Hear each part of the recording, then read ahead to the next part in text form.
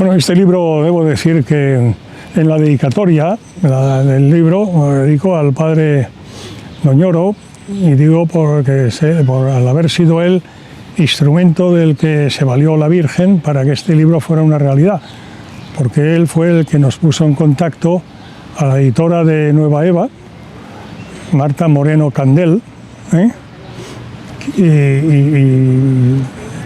hago referencia en esta dedicatoria a Marta Moreno Candel, a quien me gusta llamarla la amanuense de la Virgen, y me consta que a ella también le gusta esa denominación, y porque digo que sin su colaboración y ayuda, pues este libro no hubiera sido una realidad, ¿no?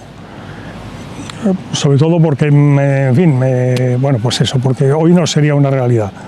El día de mañana, pues a lo mejor lo hubiera sido, pero no sería una realidad como lo es sin la colaboración y la ayuda, ¿no?, de Marta Moreno, ¿no? Y dicho eso, este libro se titula El tiempo de María y hace especial hincapié en las apariciones marianas en Francia, España y Portugal. Todo ello tiene un sentido. El tiempo de María se refiere, bueno, a lo que el Papa Pío XII denominó como la era de María. Era de María, que es una denominación que el Papa Pío XII estableció precisamente con ocasión del centenario de la definición del dogma de la Inmaculada Concepción de la Virgen. La Inmaculada Concepción, el dogma se definió el 8 de diciembre de 1854 por el Papa hoy beato Pío IX, y un siglo después, el 8 de diciembre, día fiesta de la Inmaculada de 1954, el Papa era Pío XII. Y él, con ocasión de ese centenario, pues escribió una carta apostólica en la que comentó que estábamos viviendo en la era de María, como un tiempo de María, un tiempo al que responde el título de este libro, ¿no?, que viene marcado de manera muy especial por la cantidad de mariofanías, la cantidad de manifestaciones de la Virgen que se están produciendo, ¿no? En la era de María, el Papa Pío XII escribe que considera que comenzó, fecha dada por él, por el Papa Pío XII, insisto, no por mí, ¿no?, por él, con ocasión de las apariciones de la que hoy llamamos María Milagrosa, que era María Inmaculada, en la Rue du Bac de París en 1830. En 1830. Y por tanto, pues, en fin, el libro, yo, hablándolo con Marta Moreno, pues le sugerí que fuera la era de María, pero ella me convenció de que era más a propósito el título que tiene, El tiempo de María, ¿no? Aunque dentro, pues, hablamos de la era de María, haciendo referencia a esto que acabo de comentar, ¿no? Y esa era de María, y con ese crecimiento exponencial de mariofanías, llega hasta el punto de que en los dos últimos siglos, o sea, en lo que llevamos siglo XIX, siglo XX, y un cuarto que llevamos del siglo XXI, 2025, 25 es la cuarta parte de 100 de un siglo, ¿no? Pues se estima que se han producido en torno al 80% de las manifestaciones de la Virgen en la bimilenaria historia de la Iglesia. Teniendo en cuenta que 2 siglos sería aproximadamente el 10% de 2000 años, pues hombre, lo normal, digamos, sería un número de mariofanías en estos 2 últimos siglos, aproximadamente, pues tampoco hace falta que sea una fórmula matemática, ¿no?, pero en torno al 10% de las mariofanías de las que se tiene conocimiento por parte de la Iglesia en los 2000 años de historia de la Iglesia, ¿no? Pero es que se estima que es un 80%, con lo cual uno rápidamente, pues, entiende que ha debido pasar algo singular que motive ese crecimiento tan exponencial y tan importante en el número de venidas de revelaciones de la Virgen María a la humanidad, ¿no? Y ese acontecimiento es la Revolución Francesa, precisamente a finales del siglo XVIII, 1789. La Revolución Francesa, que la historiografía, es decir, la historia de la historia, para entenderlo, la historia de los historiadores o la referencia de los historiadores, es unánime en considerar que en los 2000 años de la historia cristiana, de la era cristiana, ¿no? Hay tres acontecimientos que la historiografía es unánime en considerar que son auténticos parteaguas de la historia, puntos de inflexión en la historia, marcan un antes y un después. Luego hay otros historiadores que incluyen otros momentos, otros acontecimientos, sucesos históricos, ¿no? Pero en esos tres todos están de acuerdo, y esos tres son la caída del Imperio Romano de Occidente a finales del siglo V, la Revolución Francesa y en 1917 la Revolución Bolchevique, la Revolución Comunista. Entonces, precisamente la Revolución Francesa es la que toma como referencia el Papa Pío XII a la hora, precisamente, de definir cuándo comienza la denominada por él Era de María. Repito, 1830, la Guerre du Bac de París, cuando María Inmaculada se aparece a la hoy santa Catalina Labouré, hija de la Caridad de San Vicente Paúl. Aprovecho para decir, esto también está contado en el libro, que en una de las dos apariciones reconocidas por la Iglesia, la primera fue la del 18 de julio de 1830 y la segunda 27 de noviembre de ese mismo año, 1830, y que hoy es la fiesta litúrgica en el calendario de la Iglesia de María de la Medalla Milagrosa. Y eso tiene mucho que ver con la teología de la historia que aquí comentamos, ¿no? Es decir, la manera de hacerse presente la mano de Dios actuando en la historia. Jesucristo es el Señor de la historia, así gustaba denominarle el gran Papa Santo y Mariano Juan Pablo II. Jesucristo es el Señor de la historia, el Alfa y la Omega, el principio y el fin. Y además escribió también, aquí lo comentamos también, ¿no?, que dice: el hombre con su libertad y a través de su vida en el tiempo contribuye a hacer la historia. Pero ese es como el eje horizontal de la misma, porque junto a ese eje horizontal y descendiendo del cielo y a la tierra hay otro eje vertical. Es Dios, Jesucristo, que junto al hombre y respetando su libertad, con él hace la historia. Bueno, pues aquí aludimos precisamente a la teología de la historia y de manera especialmente en esta obra de la mano de la Virgen María, como enviada o embajadora plenipotenciaria de Dios, madre de Dios, hija predilecta de Dios Padre, madre de Dios Hijo, esposa mística de Dios Espíritu Santo, ¿no?, y madre de la humanidad, madre espiritual de los hombres, ¿no?, los seres humanos. Entonces analizamos el sentido de nuestra existencia, es decir, ¿por qué existimos y para qué existimos? Bueno, en definitiva, resumiendo y siguiendo a San Agustín, que es el fundador de los cimientos de la teología de la historia, del sentido cristiano de la historia, pues Dios nos ha creado por amor. Dios, dirá San Juan Evangelista, todo esto está recogido en el libro, en el Evangelio de San Juan Evangelista, ¿no?, Evangelio de San Juan, él hace referencia a que Dios es amor. No es que Dios quiera mucho, que quiere mucho, que ame mucho, por supuesto, es que Dios es el amor subsistente. Y el amor necesita proyectarse en otras criaturas, en otras realidades. El amor, por su propia naturaleza, necesita entregarse, ¿no? Y Dios, pues, ha decidido, pues, entregarse de manera especial a su creación. pero claro, de manera especialmente relevante dentro de su creación al hombre. Porque hemos sido creados, somos los únicos seres de su creación que hemos sido creados a su imagen y a su semejanza. Y además, redimidos al precio de la sangre de su Hijo unigénito Jesucristo en la cruz. Entonces, Dios nos ha creado por amor. El amor, si no es libre, no es amor. Un amor forzoso es un oxímoron, es una contradicción existencial.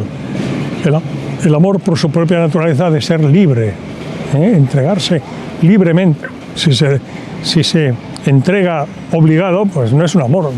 Podemos denominarlo de muchas maneras, pero no como amor, ¿no? Entonces, por eso somos libres, nos ha creado Dios libre. Nos ha creado por amor y porque lo que desea es que libremente ganemos el cielo para poder compartir la eternidad junto a Dios. Dios que está fuera del tiempo, desde su eternidad, ha decidido en sus designios inescrutables de providencia crearnos por amor y para tenernos junto a Él, poder proyectar su amor en nosotros en la eternidad. Y entonces eso explica perfectamente el porqué de estas mariofanías, de estas tan además numerosas últimamente, ¿no? Revelaciones, manifestaciones de la Virgen a los seres humanos, ¿no? En la tierra.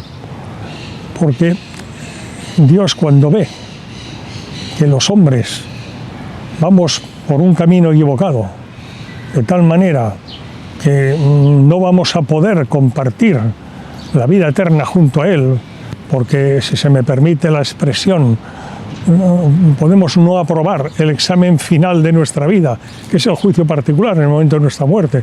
Luego vendrá el juicio universal, pero sabemos que en el momento de la muerte tenemos un juicio particular, que es justo y misericordioso por parte de Jesucristo, sin duda, pero que es justo. Es misericordioso, pero es justo, ¿no? Y claro, si no vamos por el camino de la salvación, sino por el camino de la perdición, pues resulta que Dios, que nos ha creado por amor, y para que libremente compartamos la existencia de la eternidad con Él, pues entonces, ¿qué hace Dios? Envía a su madre. Envía a su madre. Nadie sabe el amor que una madre tiene por sus hijos, y lo que está dispuesta a hacer una madre por sus hijos si considera que van por mal camino y que están en peligro, lo que sea. Pues la madre mejor de todas las madres es evidente que es la Virgen María, ¿no? Y entonces Dios ha enviado a la Virgen como embajadora plenipotenciaria suya a la humanidad para llamarnos la atención amorosamente, que volvamos al buen camino o que vayamos al buen camino, porque vamos por mal camino. Y por tanto son unánimes los supuestos, las presuntas revelaciones de la Virgen en las que se aparezca en Fátima, en Lourdes, en Medjugorje, en Garabandal, en Guadalupe, en el Pilar. El mensaje de la Virgen es constante en un aspecto: la conversión, mediante la oración, mediante el sacrificio, mediante la penitencia. Porque Dios, que es un Padre bueno y que nos ha creado por amor y para el amor, pues quiere que nos salvemos, y por tanto, por eso envía a su madre. Y por eso envía a su madre, para que, por favor, nos corrija como hace una madre con sus hijos. Y la Virgen en todas partes pide conversión. Luego, además, en función del momento de la historia que esté viviendo la humanidad, pues vendrá con mensajes específicos, y algunos pues muy importantes. Por ejemplo, Fátima, la Virgen vino en un año 1917, que fue un año enormemente importante para la historia de la humanidad, para la historia del mundo. 1917, que el mundo estaba en plena Primera Guerra Mundial, la guerra del 14, que iba por su cuarto año, 14, 15, 16, 17. En en febrero de ese año de 1917, Estados Unidos había entrado en la guerra y lo que hasta entonces era la Gran Guerra Europea pasó a ser la Primera Guerra Mundial. Pero en marzo, al mes siguiente, el zar de Rusia, Nicolás II, de la dinastía Romanov, fue derrocado en marzo del 17. Y 6 meses después, esa revolución liberal dará paso a la revolución comunista o bolchevique. Y Rusia pasará a ser la Unión Soviética. Y la Virgen viene el 13 de mayo y pide que vengan los niños Jacinta, Francisco y Lucia a la Cova de Iría el 13 de cada mes. El 13 de cada mes. Y el mensaje que les dará a los 3 niños, Jacintista y Francisco, hermanitos entonces de 7 y 9 años, y hoy santos canonizados por la Iglesia, y Lucia, que entonces tenía 10 años, el 13 de julio del 17 les dice claramente el mensaje específico, aparte el de la conversión, que traía la Virgen de Fátima. Empieza por decir que esa guerra, la guerra del 14, la guerra que se estaba produciendo y que iba camino en su 4º año ya, sin visos de acabar, que esa guerra acabaría pronto. Así fue, acabó el año siguiente, el año 18. Política y militarmente Alemania no estaba derrotada, pero el Estado Mayor entendió que no ganaría la guerra y optó por pedir un alto el fuego para poder negociar no una rendición incondicional, sino un acuerdo de paz. Bueno, fueron los tratados de Versalles, que fueron una rendición incondicional y que Hitler aprovechó muy bien para proyectar su partido nazi. Pero en fin, pero la Virgen dirá también ese día 13 de julio del 17 a los 3 pastoriños que las guerras son consecuencia de los pecados de los hombres y que si no hay conversión vendría otra guerra mayor. Año 17. Faltaban todavía unos cuantos años para esa guerra mayor que será la Segunda Guerra Mundial. Y entonces, plan A de la Virgen en Fátima, conversión, porque las guerras son consecuencia de los pecados de los hombres. Y hablando lo humano, ¿no? Plan B, una gracia muy especial, que el Papa, en comunión con todos los obispos del mundo, consagre Rusia a su Inmaculado Corazón. Contamos en el libro que el plan A, en denominación un servidor, plan A, ¿no? Conversión. El 13 de junio de 1929, Lucia era religiosa dorotea. Pasará a ser carmelita en el año 48 en el Carmelo de Coimbra, en Portugal, pero entonces era religiosa dorotea. Y estaba en la casa profesa de las religiosas doroteas, al otro lado del río Miño, frontera con Portugal, en la provincia de Pontevedra, y concretamente en Tui. Y ese día 13 de junio del 29 se le aparece la Virgen y le dice a Lucia, literalmente en los anales de Fátima aparece así: ha llegado para el cielo la hora que te anuncié 12 años antes, 7 y 12, 29, de que el Papa consagre Rusia a mi Inmaculado Corazón, ¿no? Faltaban 10 años para la Segunda Guerra Mundial, que vino la Segunda Guerra Mundial porque no se hizo la consagración. No hubo ni conversión ni hubo consagración. Y vino la Segunda Guerra Mundial. Todo esto está recogido en el libro, y es de mucha actualidad porque Rusia y la guerra están entrelazadas con Fátima. Y ahora tenemos Rusia y la guerra con Ucrania. Y se está hablando incluso de Tercera Guerra Mundial. Y se está hablando y no se para de hablar y ya se está actuando del rearme de la Unión Europea, etcétera, etcétera. Y que si hay que llegar no ya al 2% o al 3%, sino al 5% del PIB. España, por ejemplo, no llega ni al 1,3% hasta ahora. Bueno, pues se está hablando de Tercera Guerra Mundial, se está hablando de un rearme militar para evitar la Tercera Guerra Mundial. Oiga, para evitar la segunda hubiera bastado no con rearme, sino con la consagración que no pidió que la hiciera Hitler o Stalin, con perdón. La Virgen pidió que la hiciera el Papa, en comunión con todos los obispos del mundo, y no se hizo. Ahora debo decir que, en fin, en lugar de tanto rearme militar, si se aprendiera de la historia y se mirara a Fátima, insisto, aquí está analizado, Rusia y la guerra están entrelazados con Fátima, y ahora tenemos Rusia y la guerra. Y sería necesario y conveniente y oportuno, esta sociedad descristianizada y secularizada, y que dice, si Dios existe, que no moleste, ¿no? Evidentemente hay mucha gente, gracias a Dios, creyente y buena, ¿no? Pero, en fin, ya se entiende lo que queremos decir, ¿no? Pues se mirara a Fátima y se cumpliera lo que dijo la Virgen. Lo que dijo la Virgen, además, en España. La devoción de la comunión reparadora de los 5 primeros sábados de mes, que lo dijo en España, en Pontevedra, donde estaba Lucia en el noviciado, el 10 de diciembre de 1925, está aquí.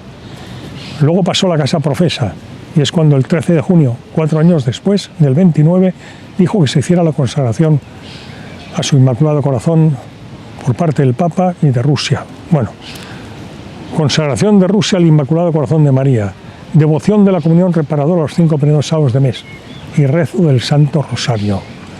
Ese es el rearme espiritual, ese es el rearme que necesita el mundo en estos momentos, y no el rearme del que no se para de hablar de drones, de submarinos, de aviones, de misiles, que son necesarios para garantizar, pues, en fin, la defensa de la soberanía nacional, y también para utilizar cuando proceda en el derecho a la legítima defensa.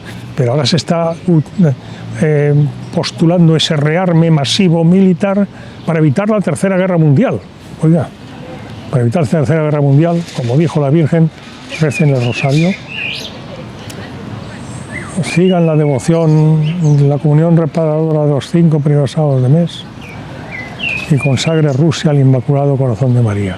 Sin rearme ninguno, cuando Juan Pablo II hizo una primera consagración del mundo, pero ante la imagen de la Virgen traída de la capelina expresamente para ese fin, el 25 de marzo de 1984, cayó el muro de Berlín sin violencia ninguna y desapareció, cayó como un castillo de naipes la Unión Soviética, que tenía armamento nuclear táctico y estratégico para dar y vender. Sin violencia ninguna entre la Unión Soviética y Occidente, entre la OTAN, Estados Unidos, nada. Cayó como un castillo de naipes. ¿Qué día? El corazón inmaculado de María es el corazón de la Inmaculada Concepción. En la fiesta de la Inmaculada Concepción del año 91 desapareció la Unión Soviética. Como un castillo de naipes cayó. Bueno, todo esto pues lo analizamos aquí, lo desarrollamos aquí en esta obra, y nos centramos en las mariofanías del siglo XIX en Francia, del siglo XX en España, de Fátima, a la que ya me he referido, porque el siglo XX y el siglo XXI no se entienden sin Fátima. Y como he recordado, por la situación que tenemos ahora de Rusia y guerra, que están entrelazados con Fátima, y que tenemos Rusia y guerra, una guerra además que comenzó en el año 2022, y que ya va por, es decir, que ya está camino de su 4.º año, ojo, camino de su 4.º año, y que no tiene visos de acabar tampoco, y que para acabar con ella y con evitar además una Tercera Guerra Mundial, resulta que rearme, al favor, miren a Fátima, por favor. Y aquí miramos a Fátima de manera muy especial. Siglo XIX en Francia, ¿por qué? Bueno, pues porque Francia en la historia de la Iglesia es la fille aînée de l'Église, la hija primogénita de la Iglesia. Desde la conversión del rey de los francos Clodoveo, de la conversión del arrianismo al cristianismo, el día de Navidad del año 496. Y la misión de Francia, al ser la hija primogénita de la Iglesia, pues ha sido también especialmente atacada por el diablo, porque donde va la Virgen para hacer el bien, va el diablo para malograrlo. Y entonces, por algo, la revolución es francesa y no holandesa o alemana, es francesa. Entonces la Virgen, que es madre de la Iglesia, Francia, la fille aînée de l'Église, su hija primogénita, Francia, la Virgen se volcó en Francia inmediatamente después de la Revolución Francesa. A partir, como dijo el Papa Pío XII, de la Guy du Bac, de las Mariofanías de María Milagrosa en Francia. Por cierto, aprovecho porque es curioso decirlo, la medalla milagrosa era la medalla de la Inmaculada. O María sin pecado concebida, rogad por nosotros que recuerda. ¿Por qué le llamamos medalla milagrosa? Dios provee, y sin duda en los designios inescrutables de Dios tenía Dios pensado que para el año 1854 quería que se definiese el dogma de la Inmaculada Concepción. ¿Y qué hizo? Entre otras muchas cosas, ¿no? ¿Qué hizo? Pues que en Francia, en París concretamente, 2 años después de la Guy du Bac, en 1832, hubo una epidemia de cólera tremenda, que murieron miles de personas. En el París de la época, que era una gran capital, pero no hoy que han pasado casi 2 siglos, no con la población que tiene hoy, fallecieron más de 20.000 personas. Y la cantidad de enfermos, etcétera.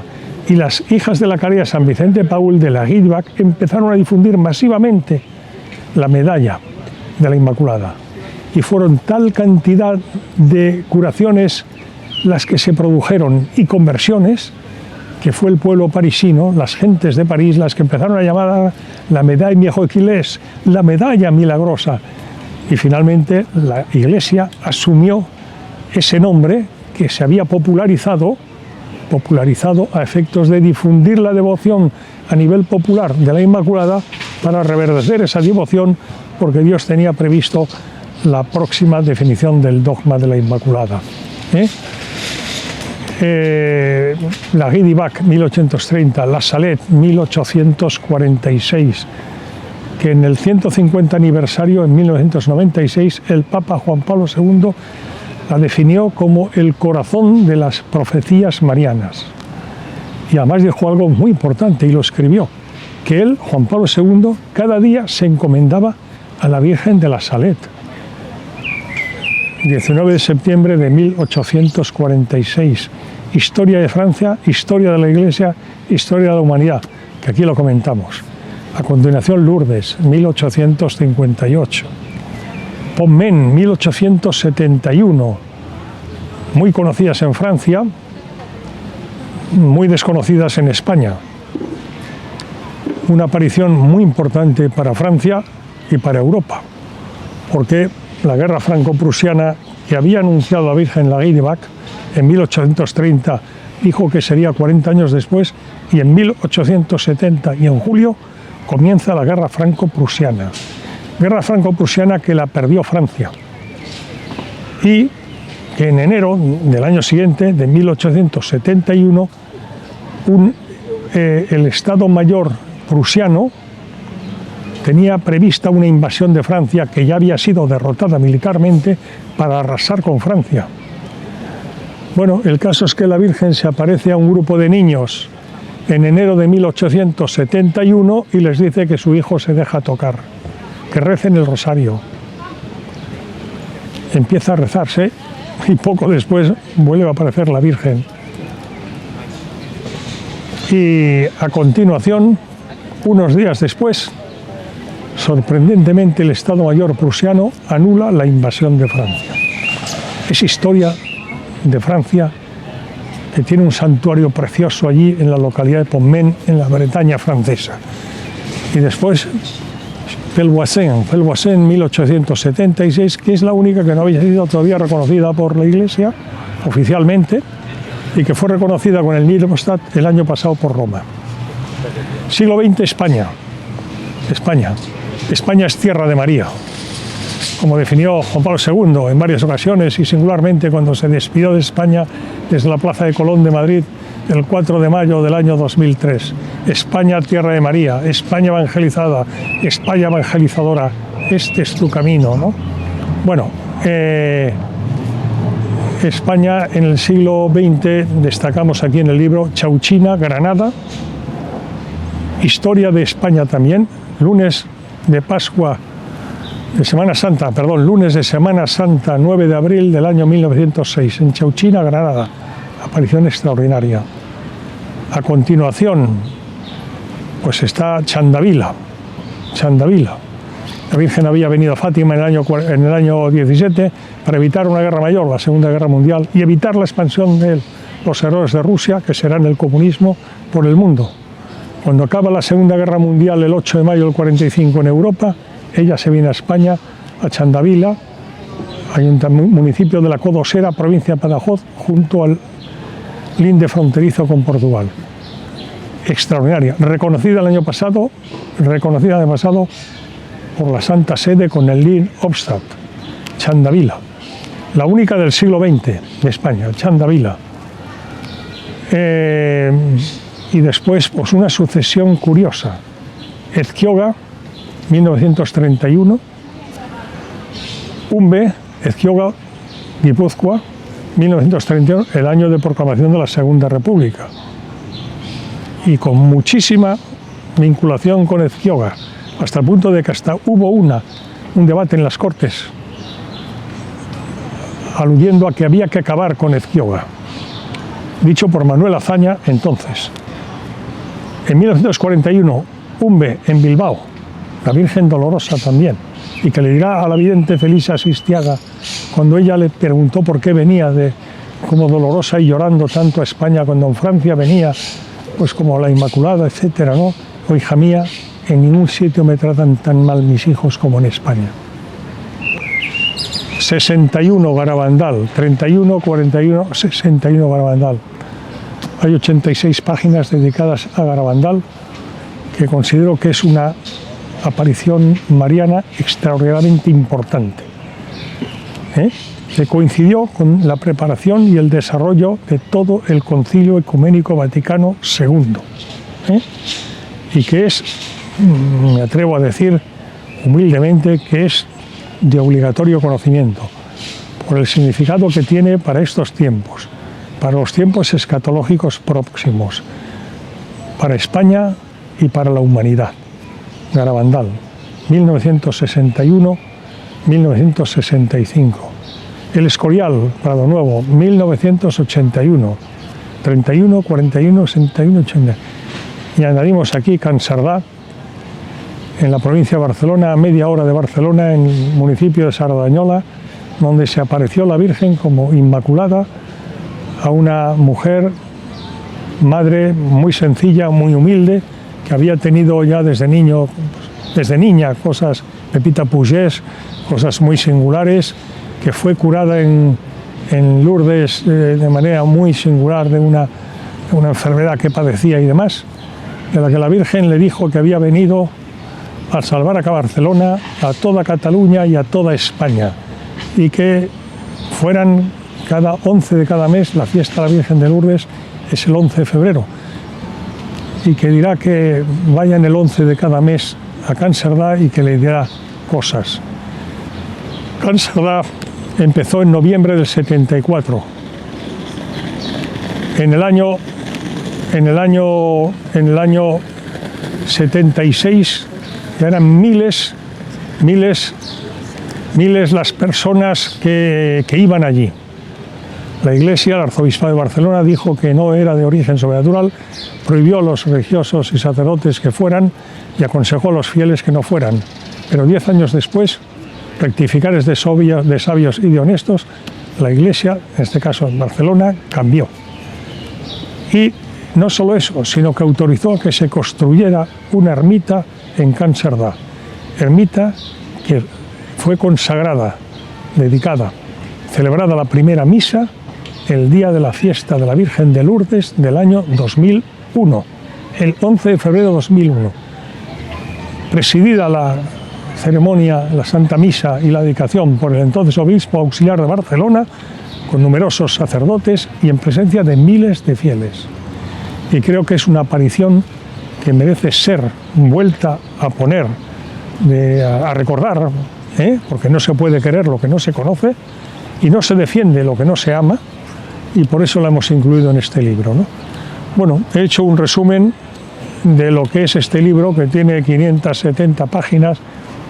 He sido un poco prolijo y extenso, pero creo que resumir el libro de esta densidad, por todo lo que intenta describir, difundir y explicar, pues por lo menos yo soy incapaz de hacerlo de esta manera en menos tiempo. Perdón, muchas gracias.